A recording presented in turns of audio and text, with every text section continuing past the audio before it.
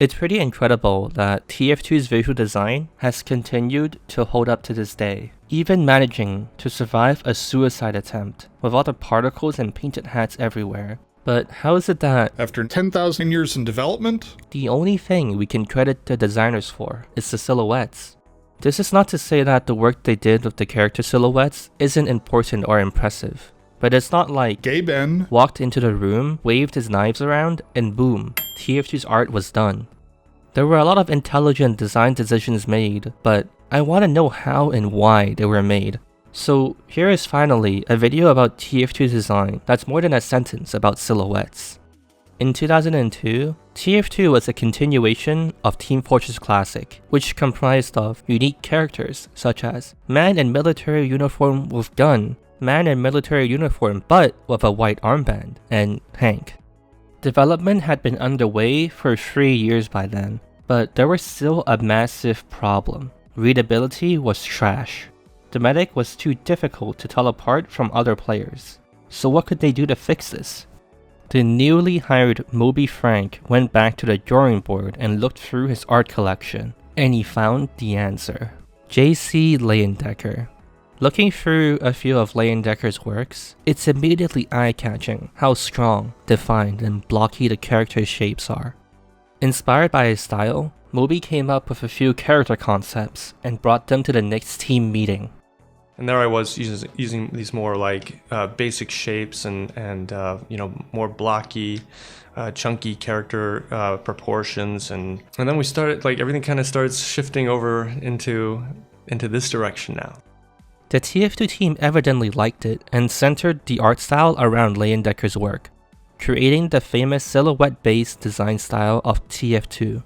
I specifically call it a silhouette-based style because the tf2 team sought to really simplify everything down to its core and solve every design problem, using silhouettes and basic shapes only. The creation of a character starts with a big silhouette block, with the finer details filled in next. Right before they turn it into a model, it gets converted back into a silhouette. The shadows created by these new details are examined, and elements deemed far too noisy are removed. One rule the design team created was to place the majority of character detailing on the upper half chest area. This was done with the goal of keeping the readability of a character's weaponry as high as possible.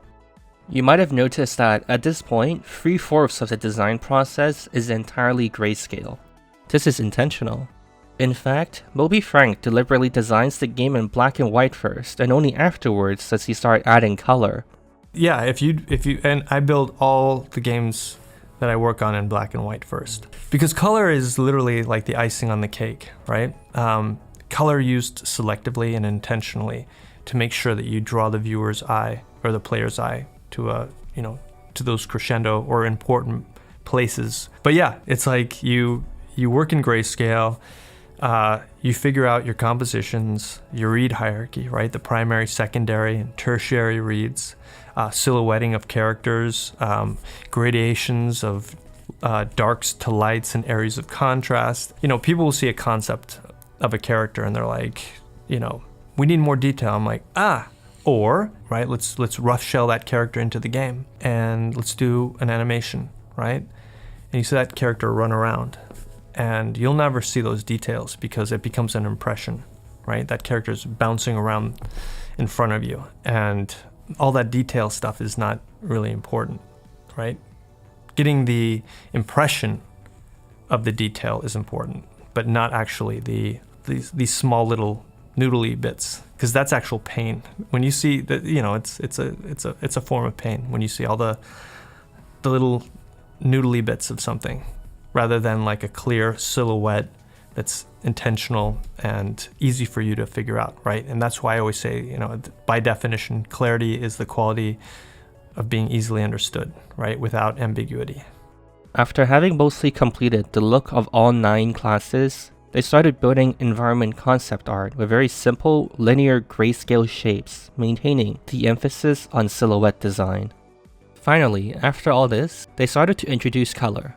Moby said that the choice of red and blue were in consideration of colorblind people, and it was also the color combination used in Team Fortress Classic. Building upon this, they developed the general theme of red and blue team. Since red is a warm color, they would use warm colors of natural materials like wood and brick. Blue is a cold color, so blue team would comprise of cool colors of industrial, sterilized, and metallic materials. Pinning down the red and blue color palette involved grayscale too.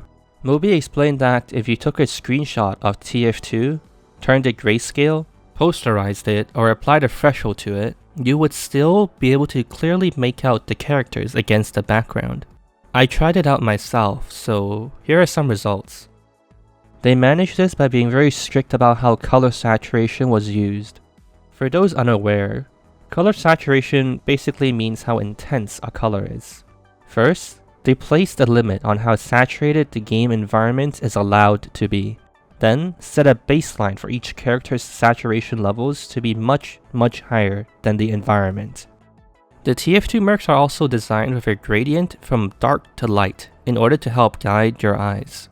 Your eyes will naturally ignore the less important lower half of the player model, and attention is brought to the upper half where all the critical information is, such as what weapon they're carrying. And of course, rim lighting, which was inspired again by Leyendecker. This is what ensures that you can always spot another player no matter the distance, view angle, lighting environment, and immediately figure out what class they are with what weapons out. The first time I saw Overwatch and Fortnite, I noticed that coming from tf2, it was so much harder than it should be to simply discern what was happening. I grabbed a bunch of random gameplay screenshots from both games and applied the threshold filter. In the interest of being impartial, tf2 isn't perfect at this either, but good god, if you look at some of these filtered images, there is absolutely no visual clarity.